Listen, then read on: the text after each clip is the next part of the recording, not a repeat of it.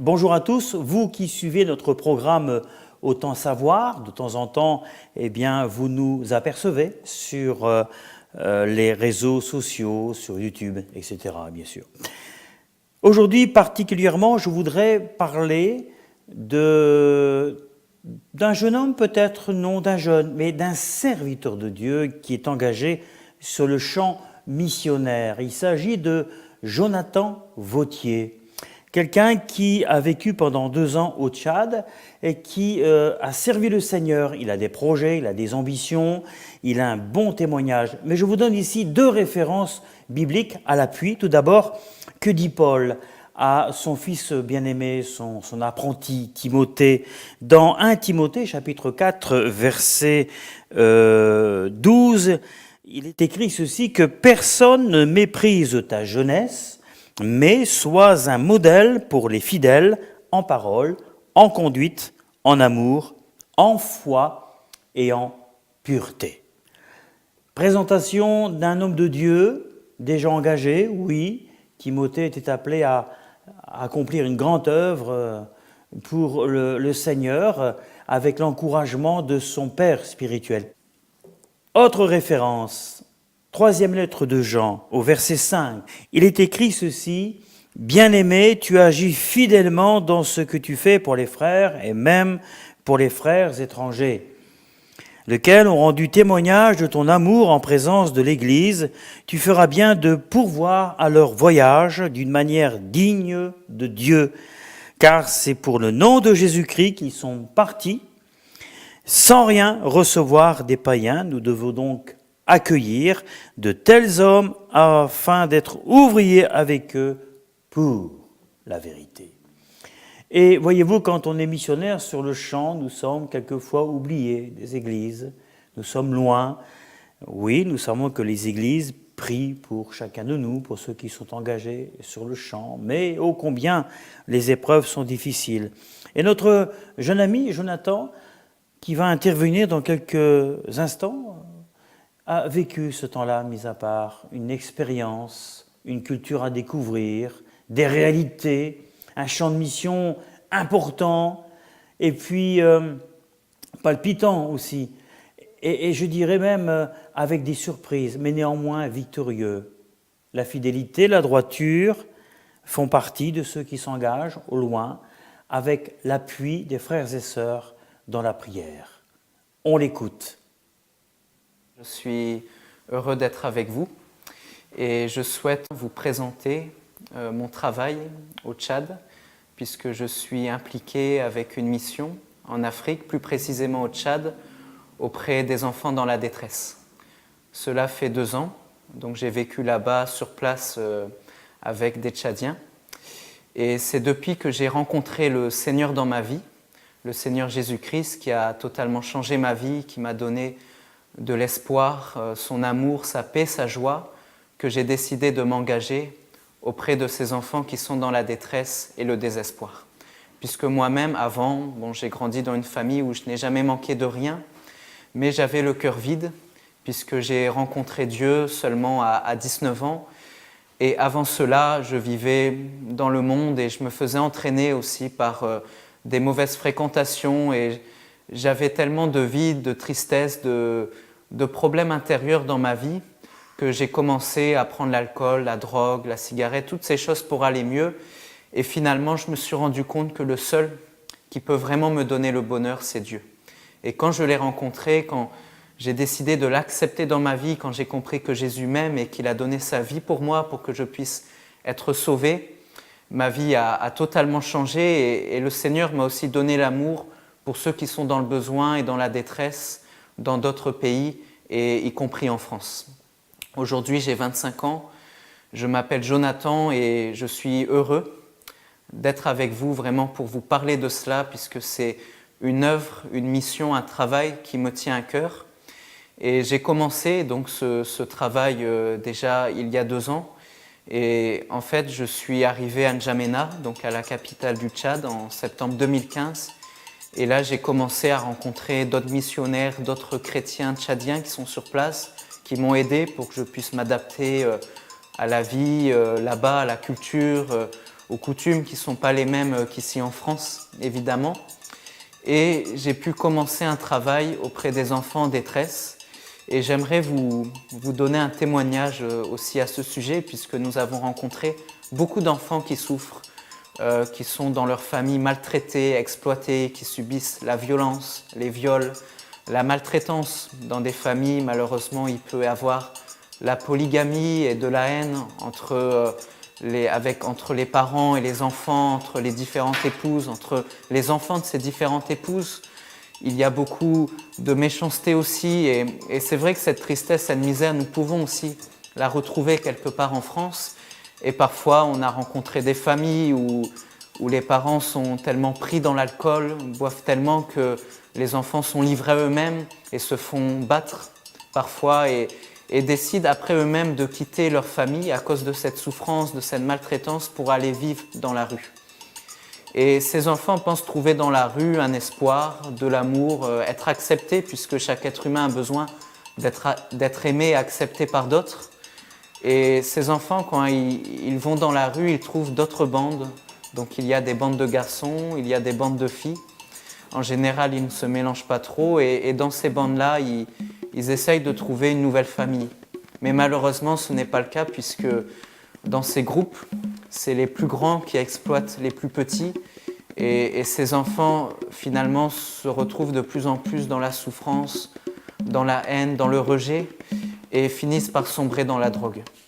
Donc ils prennent de l'alcool toxique qui sniffent dans des bouteilles en plastique pour oublier leur souffrance pour la plupart de ces enfants. Donc on peut en retrouver dans la rue à partir de 6 ans jusqu'à 20, 25 ans, et beaucoup décèdent à cet âge de 20, 25 ans, puisque dans leurs conditions de vie, là où ils sont, ils ne peuvent pas vivre très longtemps. On en a retrouvé malheureusement dans la rue, qu'on a connu, avec qui on a partagé la parole de Dieu, même des bons moments ensemble, mais qui sont morts à cause de la prise de drogue, à cause de leurs conditions de vie, puisqu'ils n'ont absolument rien pour eux. Ils sont obligés parfois de faire des petits travaux pour avoir un peu d'argent qu'ils dépensent souvent dans la drogue et l'alcool, et parfois même de voler pour pouvoir survivre, pour pouvoir avoir de la nourriture. Et ils sont totalement livrés à eux-mêmes et même rejetés et haïs par la population, puisqu'ils sont considérés comme des bandits. Et il est vrai que pour beaucoup de ces enfants, ils peuvent être violents entre eux, mais vis-à-vis de nous, ils ont toujours été très respectueux et affectueux. Quand j'allais les voir, en général, ils venaient vers moi, on se prenait dans les bras, ils étaient très contents de prendre des moments de partage, de pouvoir parler de Dieu aussi, puisque la plupart des personnes au Tchad croient en l'existence de Dieu et s'intéressent quand même à l'Évangile, même s'ils ne sont pas chrétiens, puisqu'il y a beaucoup de ces enfants-là qui viennent de familles musulmanes aussi, et puis d'autres de familles chrétiennes, mais sans avoir vraiment rencontré le Seigneur dans leur vie. Et en fait, je me suis rendu compte que pour ces enfants, ce qu'ils ont le plus besoin, c'est de l'affection, c'est de l'amour. Et j'ai commencé à les visiter, et le témoignage que j'aimerais vous laisser, c'est le témoignage d'un ancien enfant de la rue qui vivait dans ces choses-là, dans la drogue, l'alcool, qui était même considéré comme fou par la population, qui avait été rejeté par sa famille. Et un jour, donc cet homme, il s'appelle Moïse, et un jour, il a rencontré une jeune fille tchadienne d'une 20aine d'années qui lui a parlé de Dieu et qui lui a dit que Jésus l'aime. Et cela l'a vraiment touché, puisqu'il avait entendu déjà parler de Dieu, mais jamais que Jésus l'aimait tel qu'il était, avec sa condition de vie, avec ses fautes, ses erreurs, ses péchés, ses vices, ses dépendances. Et là, il a été saisi par cette parole et il s'est remis en question, il a réfléchi sur ça et quelque temps plus tard, il a lui-même accepté le Seigneur dans sa vie. Il a été touché par l'Évangile et sa vie a totalement changé, sa vie a été transformée. Il est passé des ténèbres à la lumière, de la mort à la vie.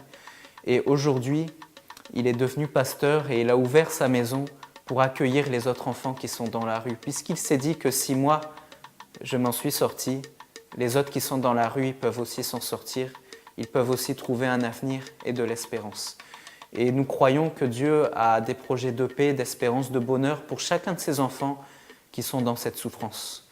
Et aujourd'hui, il a entre 20 et 30 enfants dans sa maison. Au début, c'est lui qui leur faisait à manger, qui les lavait même.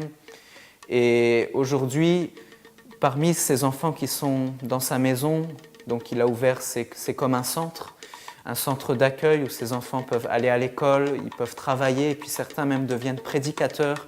La plupart de ces enfants ont accepté Jésus-Christ dans leur vie, et leur vie a été miraculeusement transformée. C'était des enfants, vous voyez, qui étaient considérés comme irrécupérables, comme des bandits, comme des enfants qui n'ont plus de valeur. Mais devant Dieu, ils sont précieux, ils ont de la valeur. Dieu les aime et Jésus a donné sa vie pour chacun de ces petits-là. Que ce soit des tout petits enfants, que ce soit des plus grands, puisqu'il y en a qui sont quand même assez grands aussi, parmi ceux qui vivent dans la rue, Dieu les aime tous et les connaît tous. Et il y a beaucoup de ces enfants que j'ai pu rencontrer sur place, avec qui j'ai pu partager des moments formidables et qui m'ont témoigné de ce que Jésus a fait dans leur vie, et ils le témoignent aussi dans les bus, au marché, partout où ils passent, et cela touche beaucoup la population. Bien sûr, il y a des enfants aussi qui vont au centre, puis qui retournent vivre dans la rue, parce qu'ils ont encore des souffrances, des blessures en eux qui ne sont pas guéries, parce qu'ils n'ont pas encore véritablement fait une rencontre avec Dieu, et ils restent encore dans leur dépendance, dans leurs vices, leurs addictions, leurs désirs malsains. Et c'est pas évident, c'est pas facile pour que la rue quitte le cœur de l'enfant. On peut facilement prendre un enfant, le mettre hors de la rue, mais il n'y a que Dieu, il n'y a que Jésus-Christ qui peut faire quitter la rue du cœur de l'enfant. Et cela, quand nous voyons ces vies changer, ces vies transformées, qui n'avaient plus d'espoir, nous voyons la grâce de Dieu à l'œuvre, et cela touche beaucoup les musulmans, la population qui est autour de ces enfants. Parce qu'ils voient vraiment, même si ils ne sont pas toujours d'accord avec ce que nous croyons, avec ce que nous disons, mais ils voient ce témoignage de l'amour de Dieu, puisque nous croyons aussi que Dieu aime les musulmans et qu'il veut se révéler à eux en Jésus-Christ. Et ils voient ces vies changer. Ils voient que dans la vie de ces enfants, ils étaient vraiment sans espoir dans la drogue, dans l'alcool, dans le banditisme, dans la délinquance.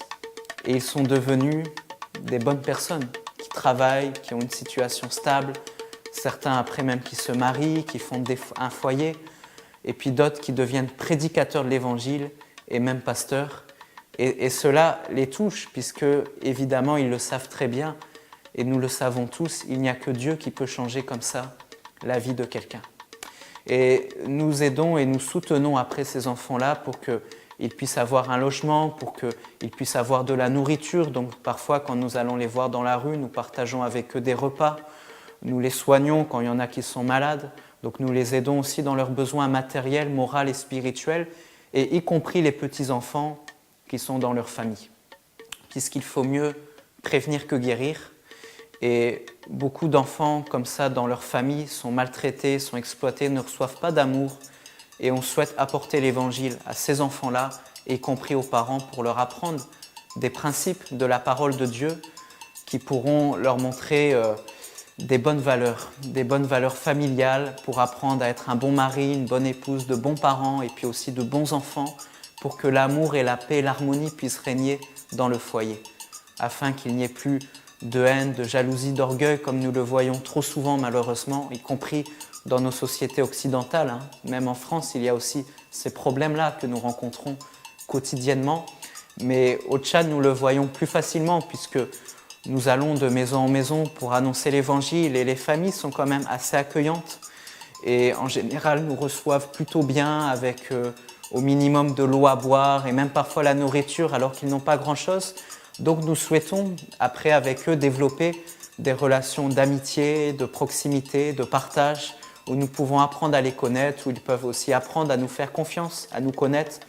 Donc quand je sors comme ça, je vais toujours avec des frères et sœurs tchadiens qui sont sur place et qui sont engagés pour Dieu, qui ont l'amour de Dieu dans leur cœur.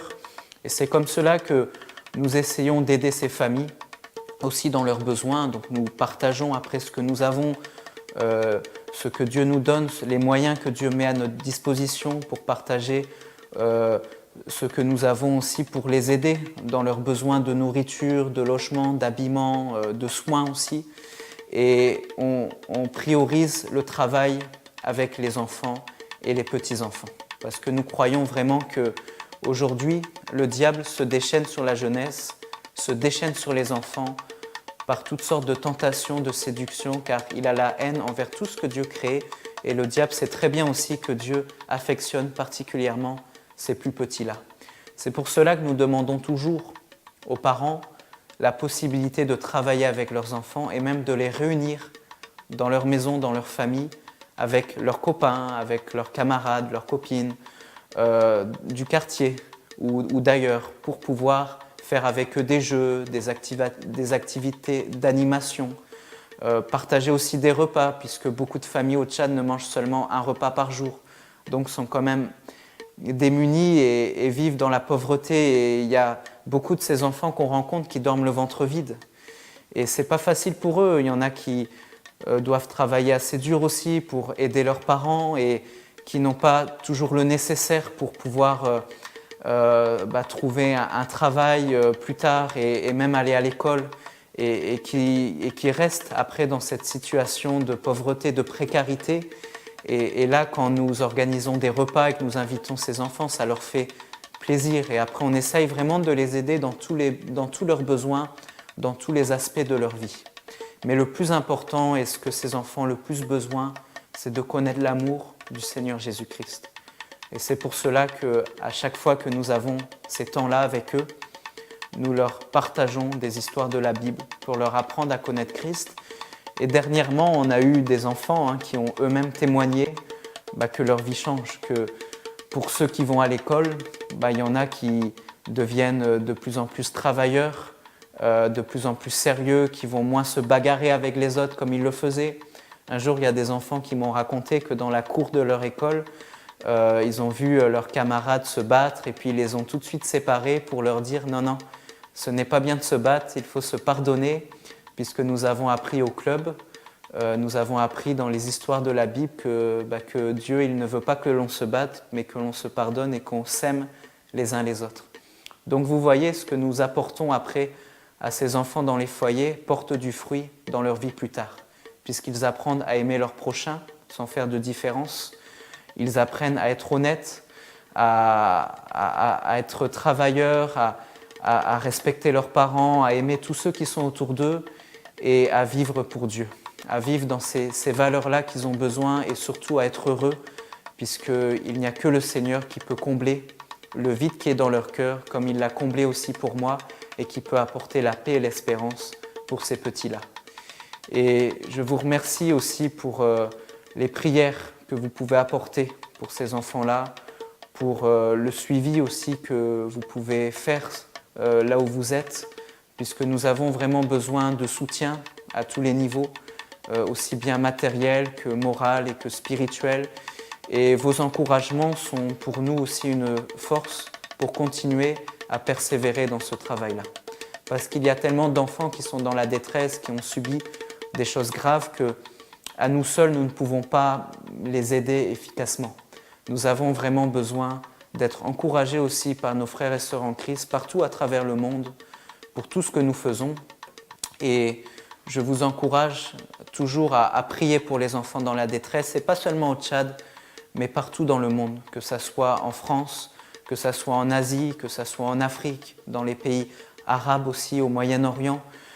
Vous savez, il y a plus de 300 millions d'enfants aujourd'hui qui sont esclaves de par le monde, qui sont exploités, abusés, et même certains qui sont forcés à la prostitution.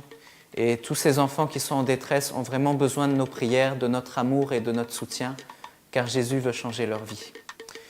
Et il y a aussi au Tchad beaucoup de chrétiens, beaucoup d'amis que j'ai pu rencontrer qui m'ont aidé sur place pour que je puisse faire ce travail-là avec les enfants, pour que je puisse apprendre à connaître les familles, que je puisse apprendre à connaître mieux leur situation et à pouvoir les aider.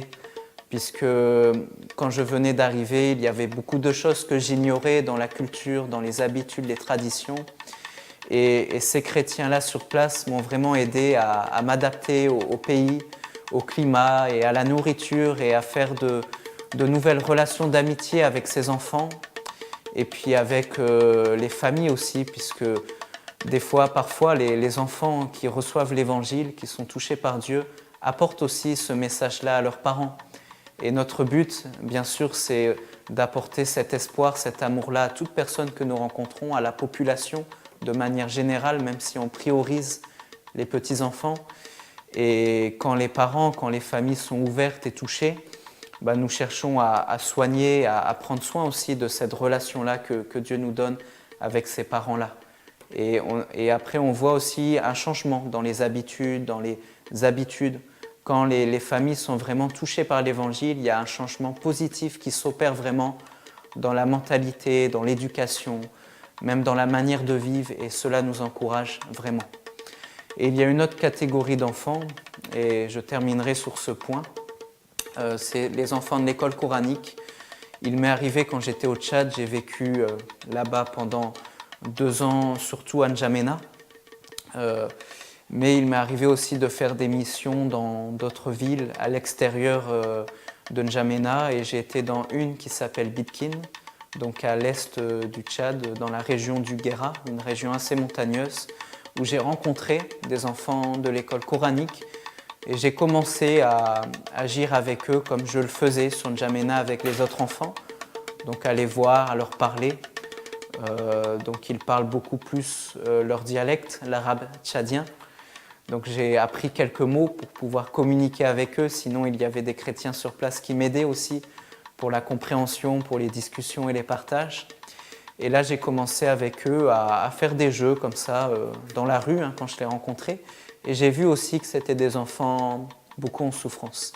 Et il y a un petit que j'ai rencontré qui était très malade, puisque dans son école coranique, alors c'était ses parents qui l'avaient placé dans cette école à Bitkin, qui habitait dans un village à 30 km à peu près à l'extérieur. Et ils l'ont mis dans cette école, et je me suis rendu compte qu'il n'était pas du tout, on prenait vraiment pas soin de lui.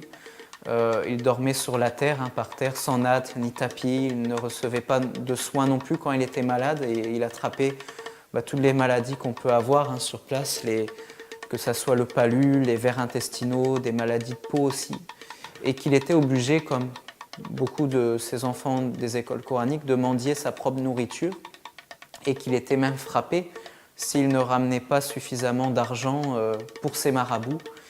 Et en fait, cela a été assez difficile pour moi de voir ça, et j'ai voulu aussi lui apporter cet amour de Christ à cet enfant-là, ce petit.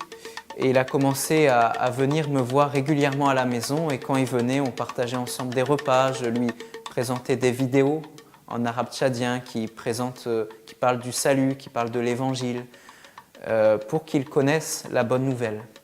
Et cet enfant a amené après ses copains à venir. Et ils venaient souvent pour cela, et il y en a certains que j'emmenais à l'hôpital pour qu'ils se fassent traiter de leur maladie, ou alors ils venaient aussi pour laver leurs vêtements, prendre une douche, puisque parfois ils peuvent rester comme ça, je ne sais pas combien de jours, mais beaucoup de jours, sans se laver ni même sans se changer. Donc ils ont souvent sur eux des habits tout déchirés, et finalement leur condition de vie n'est pas tellement différente des enfants de la rue, sauf qu'ils ne prennent pas de drogue ni d'alcool, puisqu'ils sont dans un cadre de vie assez strict. Et là, plusieurs de ces enfants ont été touchés par l'Évangile, et des frères et sœurs de la région de Bitkin ont décidé aussi de continuer à les visiter et à leur apporter de l'amour. On ne peut pas leur faire quitter leurs écoles, puisqu'ils sont sous la responsabilité de leurs parents et de leurs marabouts aussi, mais Dieu a permis que nous ayons des bonnes relations avec leurs marabouts. Et ils ont accepté que ces enfants viennent nous visiter, puisqu'ils ont été quand même touchés par l'affection et les soins qu'on a pu leur apporter. Et du coup, certains de ces enfants ont accepté Jésus dans leur vie. Et même s'ils restent dans leurs écoles, nous croyons et nous pensons que plus tard, en grandissant, tout ce qu'ils ont pu recevoir, toute l'aide qu'on a pu leur apporter, ça va rester en eux, et ça les aidera après plus tard à prendre de bonnes décisions pour suivre Jésus. Et ce petit Yaroub, quand il était venu me voir, je m'en rappellerai toujours, il avait fait un dessin, donc à sa manière, en dessinant une case avec ses parents, pour lui montrer que ses parents lui manquaient vraiment et qu'il était assez malheureux en fait dans cette école. Et vous voyez, ça c'est vraiment la situation de beaucoup de ces enfants. Il y a un manque affectif à combler. Et il n'y a que Dieu qui peut le faire, mais je crois qu'il veut nous utiliser, chacun d'entre nous qui sommes là, pour combler ce manque, pour combler ce vide, pour apporter cet amour, cette affection-là à ses enfants et même à toutes ces personnes que nous rencontrons. Cela est très important pour que leur vie puisse se changer. Et je souhaite aussi, là je vais rester 6 mois en France pour faire une formation biblique, pour approfondir la Bible, donc du côté de Grenoble. Et je souhaite après repartir au Tchad pour poursuivre ce travail, ce ministère auprès des enfants et de la population, avec les autres frères et sœurs tchadiens qui continuent à travailler sur place et qui font des choses formidables, puisqu'ils m'envoient régulièrement de leurs nouvelles. Et je suis toujours touché de voir ce qu'ils peuvent faire et de voir que même si je ne suis plus là-bas, le travail continue et de plus en plus d'enfants sont délivrés des ténèbres, de la rue, de la drogue, de toutes ces choses pour appartenir à Christ et vivre une nouvelle vie où ils sont des modèles et des exemples pour leur génération. Donc voilà ce que je souhaitais vous partager ce matin. Et merci encore pour vos prières, pour votre soutien fraternel. Que le Seigneur vous bénisse, qu'il se révèle à votre cœur, qu'il vous encourage dans votre vie et qu'il soit avec vous tout au long de cette journée. Merci beaucoup.